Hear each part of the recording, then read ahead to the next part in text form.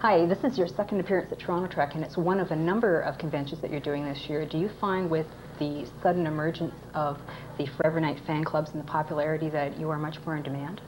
Yeah, it's great. This is the third one so far this year. I did one in Boston in March. That was fun, in the cold in Boston. And then I did one in Madison, Wisconsin, in the heart of the dairy country of the US. And now this one, and I have Davos, where I go in 2 weeks' time. And then there's another one here in Toronto, in Markham, I think, in November, October, November. And this is all basically fan response. Yeah, yeah. The fan response is amazing to the show. Now that's done a lot for your show, hasn't it? You did one season. Yeah, I mean, we did one season. We lost our time slot because David Letterman, he moved over to CBS, and that was our time slot, just disappeared. And it was fan response that really kept it on the pot, you know, bubbling there. And after 18 months of sitting around trying to claim UI and failing, we were picked up again, and it really was. There were letter writing campaigns, and there were phone-ins. I mean, James Perriott, who's the main producer, he must be going crazy because they publish his address everywhere. In all the fan letters, they publish his address, and they keep on phoning him and writing. It is like a weapon, yeah, yeah. And so fan response has been phenomenal. Are you looking forward to more years of the show, or is that a that depends situation? It's a depends situation. At the moment, we're doing 26 more. This year. We've done 13 so far, and we're on a 2-week hiatus at the moment, and we have 13 more to do. And there's an option in our contracts for 2 more years. So we could still be doing this in 96. Hell. I was going to ask you, I know that the shooting is by and large at night, and that really throws off your rhythms as far as sleep and life and even getting to the bank. What life is this? There you go. I mean, yeah, it's inconvenient, definitely. I'm not sure which is worse, the night in the summer or the night in winter. I don't know. You get these winter nights, and it's just a nightmare. Very good. A forever a nightmare. Yeah, hello. Shall I read it for you? Yeah, really. I'm very nervous here. Lacroix, of course, as we believe, has died off. He was basically turned into vampire kebab. Well done.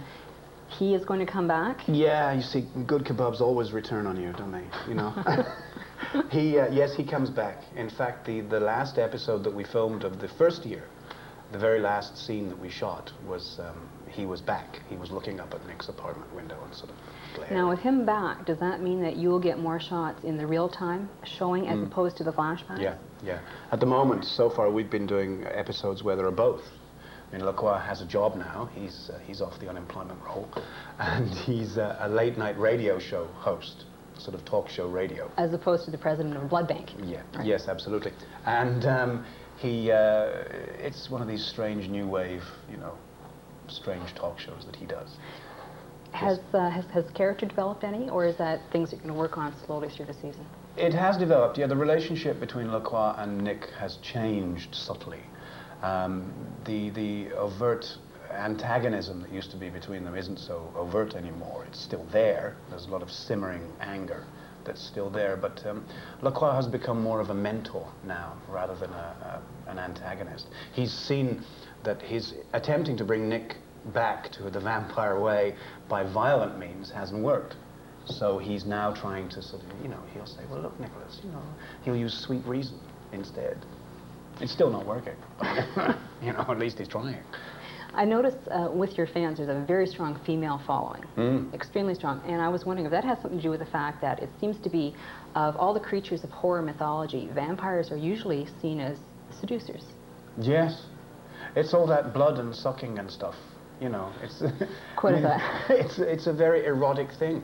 I think when vampires were first written about in fiction in Victorian England, which was an age of great repression, it was regarded as sort of soft porn, almost. You know, the idea, especially of a woman. You know, you'd get a guy would turn a woman into a vampire, and then she would become this ravening creature who would throw herself at a man and bite his neck. And, you know, I mean, it was just whoa for the Victorians. They thought this was amazing stuff. So it is, yes, it's very erotic. Very erotic thing. Which obviously explains that wonderful female fan following you've got. Yeah, yeah, and apparently quite a large gay following as well, male gay following, which is fine. Yeah, that's true. They're all viewers. Anne Rice's work, her classic Interview with the Vampire, is about to go, I believe, into production as a movie. Yeah. And it features a very controversial casting with Tom Cruise in the role of Lestat. Now, if you yourself had been casting that role, who would you have put in? Well, I've said this before, and people go, no. See, I think that he should have a certain weight. He should have a certain body of experience behind him as a mortal as well as a vampire. And I would have cast someone like Robert Redford would have been wonderful. You know, he's aged nicely, as would Connery. Connery would have been a superb Lestat. Right. But not young, you know. I think that, I don't know, Tom may well just come out with a wonderful performance and we'll all go, oh, gosh, weren't we wrong? I don't know. For me, he's a bit young. Yes, I think that's what a lot of people feel. I worked with Brad Pitt immediately before he started shooting that on another movie, and Brad was looking forward to it a lot. Do you happen to know who's doing the Lewis role? I'm not sure. No, Is it Brad who's doing that? I don't know what role Brad's doing, but I know he was doing it. Speaking of things that you've done, that commercial, the one that... That commercial, eh? When we were doing the research for this, I found that there were a number of people who didn't know who Nigel Bennett was, but if you said, the Scotsman with oatmeal thick enough to stop a bullet, they immediately knew who you were, and I think you're getting as much fame off that as anything else that you've ever done. I tell you, the only thing where people have ever stopped me in the street and said, it's you, is that commercial.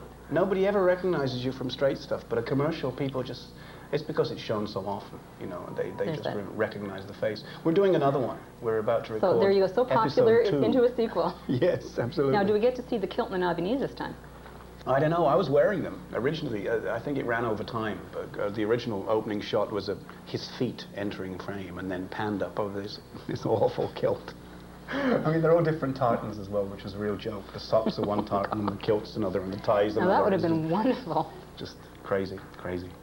And at one time you did Coronation Street. Now, how long ago was that? Oh, gosh, that was years ago. That was... Now, there's an immense number of women who are strong Coronation Street fans, and they've all wondered... I was a bad guy in that as well. You know, I was supposed to have... It was when Deirdre was married to Ray Langton. Oh, that is far back. That's a long time ago, and it was before Ray left her for that other woman. That's right. And she'd been walking home. She was working at Len Fairclough's lumber yard, or whatever it was, hardware store, and she was walking home and she was attacked. She was sexually assaulted. That was you? And that was me, yeah. So. Did you know Nigel Farrow as well? Did you work with him? No, I didn't, no. He was another wonderful villain from Coronation Street. Yeah. Okay. I worked with Peter Adamson on that, and had the good fortune to work with him here in Toronto. Oh, really? Doing Run for Your Wife. I didn't realize he lived in Canada. No. Yeah, he came over and it ran for 2 years altogether. It was a really long running. Before we got into Phantom and Les Mis, you know, this was the longest running show that there had been for a long time, besides, of course, The Mousetrap. A lot of them from Coronation Street too are wonderful singers, multi-talented people. Oh, yeah. Much as you must be if you've done the Rocky Horror stage show. No, you laugh, but you must be a singer. Yeah. Somewhere there's a cast recording of The Secret Diary of Adrian Mole, the stage show, and you'll find me featured on there as Mr. George Mole. Oh, could you give us a line from Rocky Horror, or is it just too far back? Oh gosh, I don't know, from Rocky Horror. No, I've doing forgotten. the Time Warp again? Yeah, the Time Warp. That was the big number. It was great. I tell you, we opened in Milan, which was wonderful. We toured Italy with it, and on the opening night, the audience just went crazy. They went berserk. They had never seen anything quite like this. Did you do it in English? Yeah. Oh yeah. They know the words. You know, they watch the movie every week. They know they squirt water pistols and they put umbrellas up and everything. And on the opening night, we did the curtain calls and everything, and they invaded the stage. Wonderful. So we ran upstairs to our dressing rooms, and they invaded the dressing rooms. And you're sitting there going, help! And there are these dozens and dozens and dozens of Italians going, bellissimo, incredibile. You know, and it's like, wow. It's like being a rock star. Weird. It was a wonderful thing. The fellow who wrote was Brian... The guy who wrote it? Yeah, Brian, I can't remember. Lord, I don't know. He played Riff Raff originally. He played and also for the screenplay. Yeah. He was wonderful in that. Marvelous voice. When he sang those shredded vocal cords, you know, he was putting everything into it. You've admitted to being a Trek fan. Certainly am. So you must enjoy this convention quite a lot, being based as the Trek. They keep writing out my favorite characters. That's the only problem. That's rough, although invent your own. Yeah, well, If you had the opportunity, would you do yes. anything going at all? Oh, yes, I'd pay money. Now, I've noticed in some of your fanzines and letters that certain people are apparently writing on your behalf to Paramount. This is what I've heard. Yeah. Now, you must have established self-worth, a certain ego, because you are an actor and you have to be able to stand on your own. If the producer says from Star Trek says to you, I'm giving you a part because of all this writing, and would you accept it with as much gladness knowing that your fans got it as opposed to your talent? Yeah, yeah. Because, I mean, in all modesty, the fans wouldn't be there if the talent hadn't been there in the first place, would they? Too true. You know, Too true. so, yes. Yeah, I'd accept it. I'd do anything. I'd pay money. I'll kiss his dog. I don't care.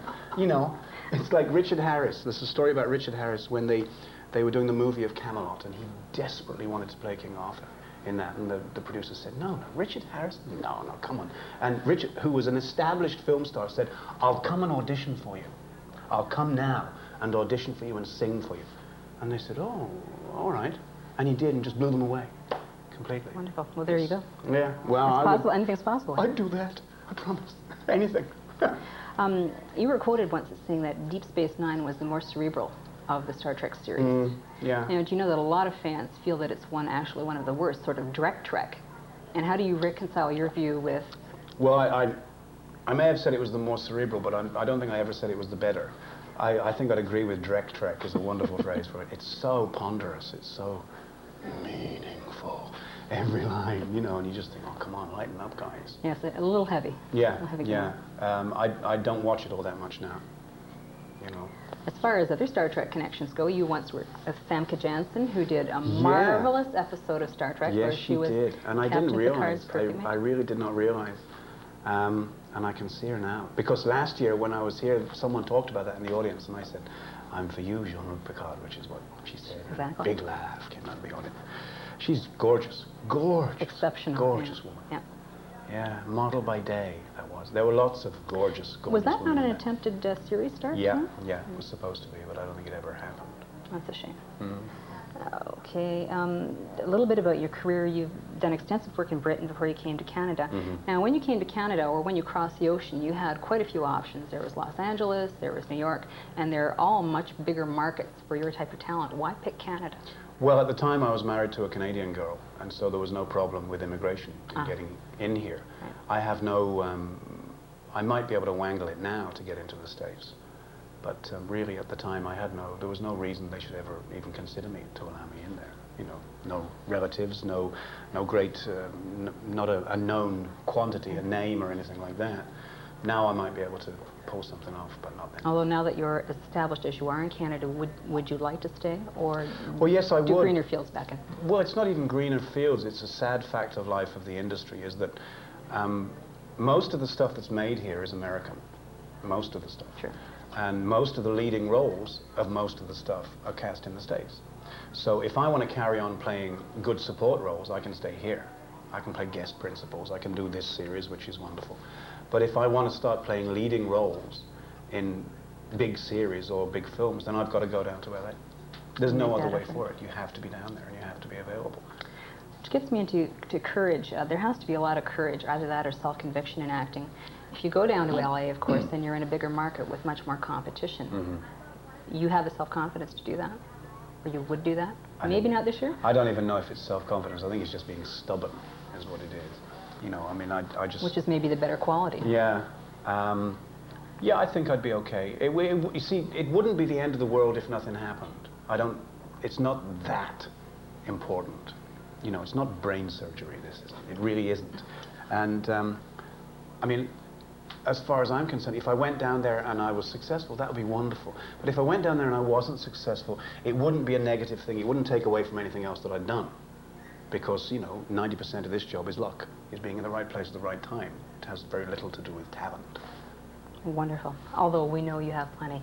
Thank you very much for spending time with us. Thank you. You have just driven us batty. Thanks so much. Thanks. I appreciate it. Thanks a lot. Back off.